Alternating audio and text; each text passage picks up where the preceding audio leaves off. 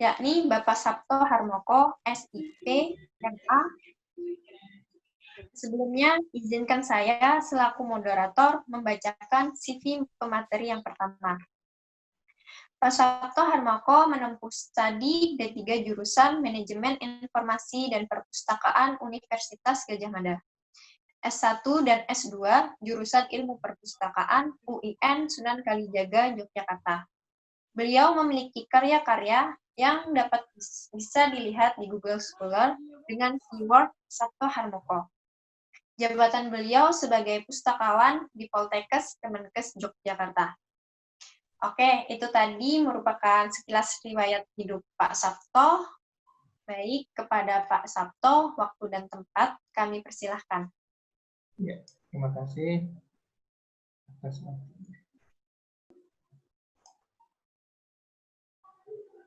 Screen sudah terlihat ya, Win? Ya, sudah, Pak. Oh ya.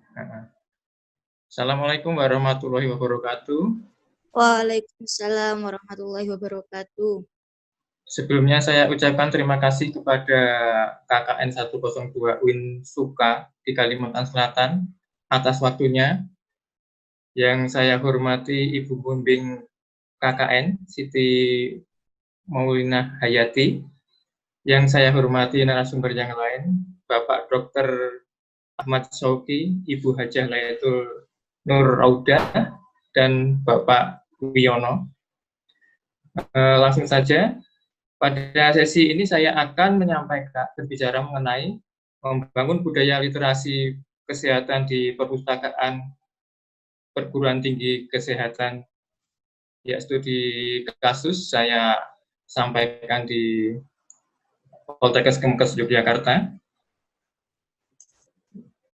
Berikut CV saya yang sudah disampaikan oleh moderator. Ya, pendahuluan. Kemajuan iptek informasi yang seiring dengan era informasi dewasa ini berdampak pada segala aspek kehidupan masyarakat, termasuk pula aspek kehidupan masyarakat di bidang kesehatan. Berbagai kemajuan dan inovasi telah merubah peran dan informasi kesehatan yang dalam membangun kualitas kesehatan masyarakat. Peran perpustakaan di perguruan tinggi kesehatan menjadi sentral dan strategis dalam membangun budaya literasi kesehatan dengan tujuan membangun kualitas kesehatan masyarakat dan menghasilkan tenaga kesehatan yang profesional. Perpustakaan merupakan pusat penyedia informasi di mana sumber informasi disediakan di sana dalam berbagai media, baik media cetak ataupun media elektronik. Perpustakaan perguruan tinggi kesehatan adalah penyedia informasi di bidang kesehatan yang melayani profesional di bidang kesehatan, mahasiswa, pasien, peneliti kesehatan, dan masyarakat secara luas. Dalam mencari kesehatan dan informasi ilmiah untuk memperbaiki, memperbarui, menilai atau mengevaluasi perawatan kesehatan. Ini menurut Marshall tahun 2013. Apa itu literasi kesehatan? Di masyarakat dipersepsikan literasi kesehatan adalah membaca resep. Berapa kali saya akan, ketika sakit, berapa kali saya akan minum obat, pagi, sore, siang, seperti itu.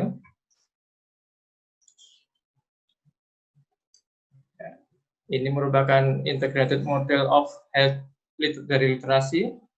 Literasi kesehatan terdiri atas personal determinant, situational determinant, yang di dalamnya dipengaruhi oleh akses, secara akses, understand, embrace, apply, dan informasi kesehatan. Sehingga akan menghasilkan kesehatan, pencegahan dari penyakit, dan promosi kesehatan.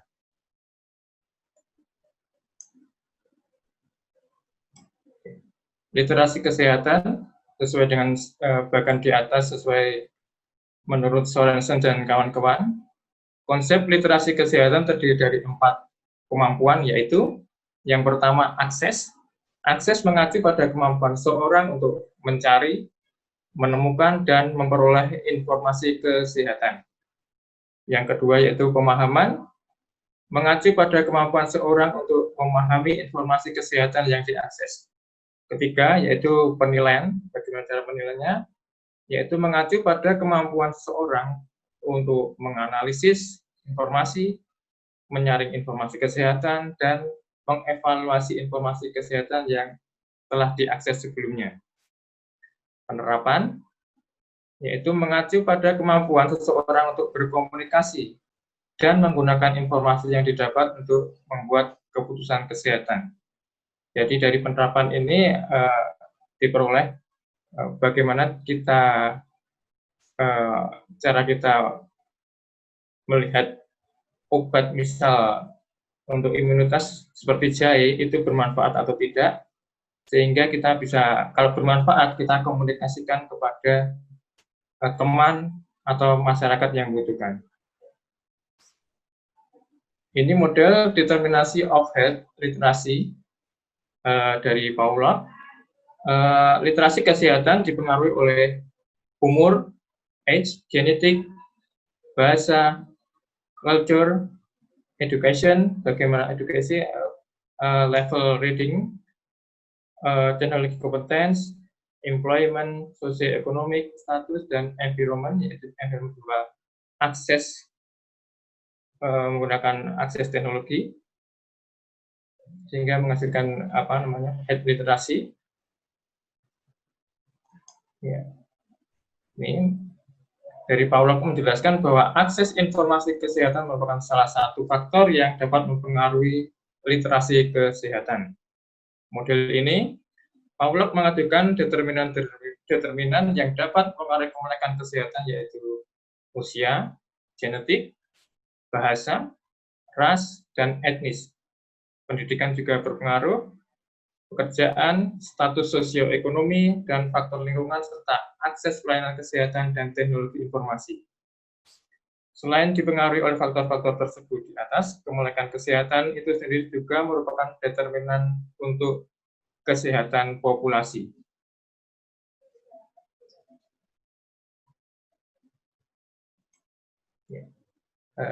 Dari konsep di atas dapat disimpulkan, melalui literasi kesehatan diharapkan masyarakat mampu menggunakan teknologi digital, komunikasi, dan jaringan dalam mengartikan, mengakses, mengatur, mengintegrasikan, mengevaluasi, menghasilkan, dan mengkomunikasikan informasi kesehatan.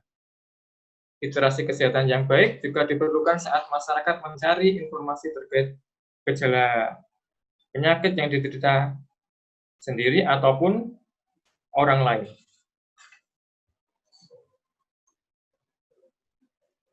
Misal, bagaimana cara meningkatkan imunitas tadi untuk mencegah diri dari COVID-19. Begitu. Kerangka pikir yang dibuat untuk literasi kesehatan di Poltekkes Kemenkes Yogyakarta, yaitu kita ada beberapa program yang merupakan peran dari perpustakaan, yaitu kelas literasi kesehatan, sumber informasi ilmiah kesehatan, kita menyediakan sumber ilmiah kesehatan, komunikasi literasi kesehatan, komunitas literasi kesehatan, dan bedah buku kesehatan. Itu 4 aspek ini merupakan peran dari perpustakaan, sehingga dapat menghasilkan tenaga kesehatan yang profesional sesuai dengan misi Poltekkes Kemenkes Yogyakarta yang pertama. Dari menghasilkan tenaga kesehatan yang profesional, kita memperoleh health outcome, yaitu hasil kesehatan, yaitu kualitas kesehatan masyarakat Indonesia yang meningkat. Ya. Ini adalah kelas literasi kesehatan. Kita setiap bulan atau misal ada kelas kosong di jadwal kuliah, kita masuk menggantikan dosen-dosen untuk mencari sumber informasi kesehatan yang memaparkan daripada kelas kosong. Nanti mubatir waktu, kita masuk ke dalam kelas, kita memaparkan bagaimana cara mencari sumber informasi kesehatan. Terus gambar yang kedua yaitu bagaimana cara mencari artikel jurnal kesehatan yang bermutu.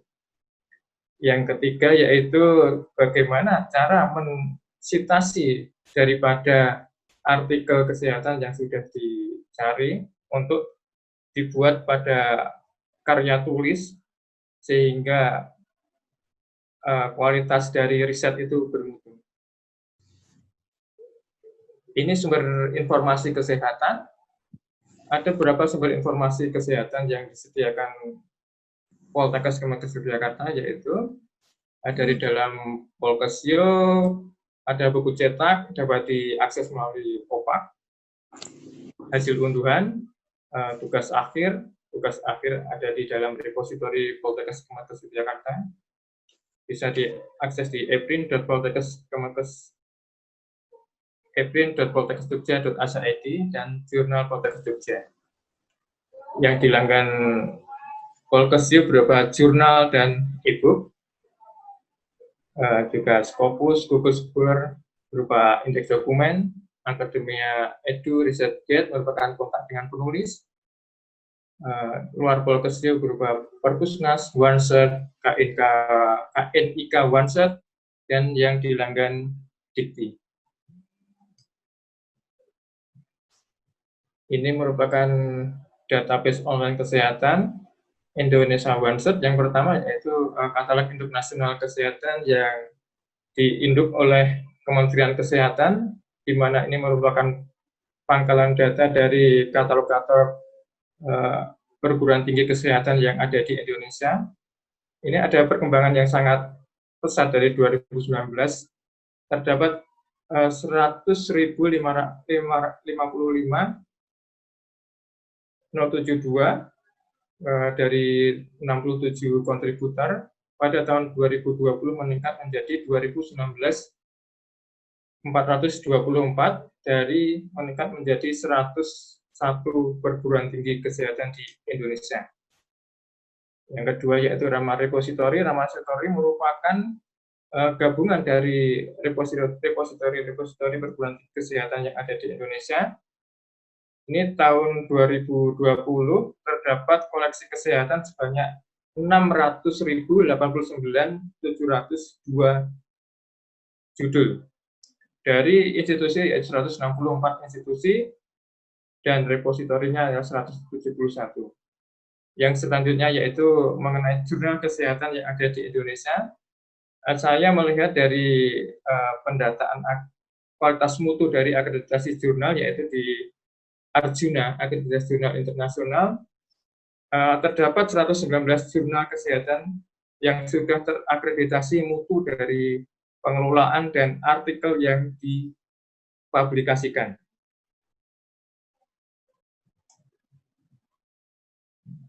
Ya, selain itu ada banyak lagi yang dijadikan sumber layanan kesehatan, yaitu bisa mahasiswa kita bisa melihat melalui web Poltekkes Kemenkes, perpustakaan Poltekkes Kemenkes Yogyakarta, kita sediakan link-linknya, database berupa OneSearch, Garuda, database EBSCO, JPGL, e-research Perpusnas, dan lain sebagainya.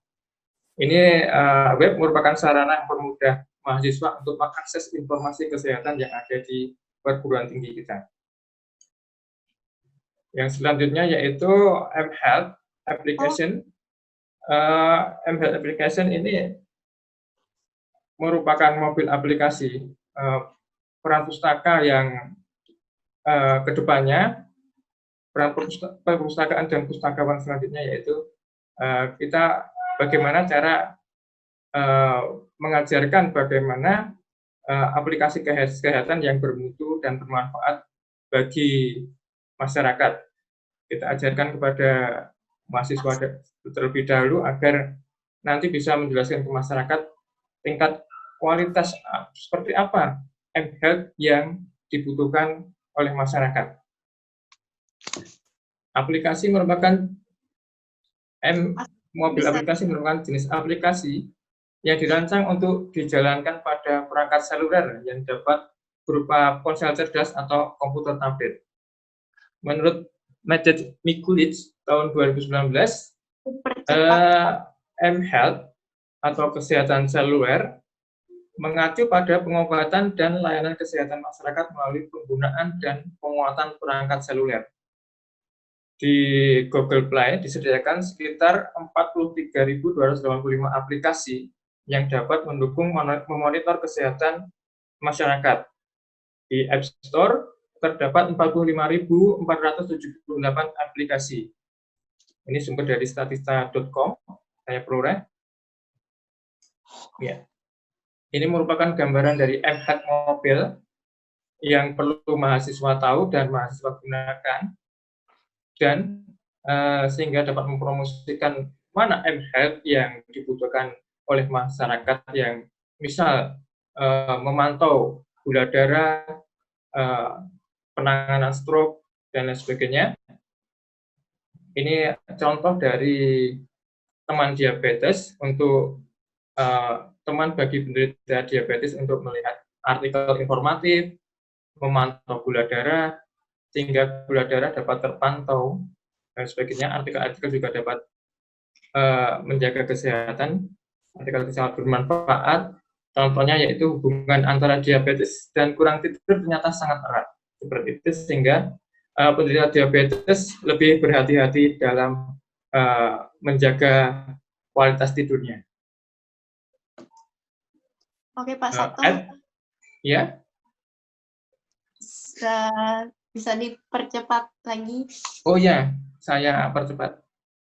Ini menurut Saidah Juson, berbagai aplikasi yang sering digunakan yaitu bagi penderita diabetes, stroke, flu, sakit pinggang, dan bowel disease, yaitu sakit perut. Ya, ini program yang ada di perpustakaan berupa komunitas dari kesehatan, yaitu kita mengadakan duta baca perpustakaan dan menjalin komunitas di antara mereka. Kita ajarkan berbagai macam tips trik untuk akses informasi kesehatan sehingga dapat menularkan kepada mahasiswa lain. Ini bedah buku diadakan setiap bulan sekali, baik bedah buku, bedah handout, dan lain sebagainya, agar mahasiswa perguruan tinggi itu melek informasi kesehatannya meningkat. Selanjutnya yaitu ini pada pandemi kita juga mengadakan webinar bedah buku. Jadi pandemi COVID-19 tidak menghalangi kita untuk menyebarkan virus literasi kesehatan kepada masyarakat luas dan masyarakat akademik pada khususnya di Poltekkes Kemenkes Yogyakarta. Ya. Ada gula, ada semut, di mana ada informasi berkualitas, di situ pula orang akan berduyun-duyun datang mencari informasi. Sekian, terima kasih. Saya kembalikan ke moderator. Apabila ada salah kata dan ucap, mohon maaf. Wassalamualaikum warahmatullahi wabarakatuh.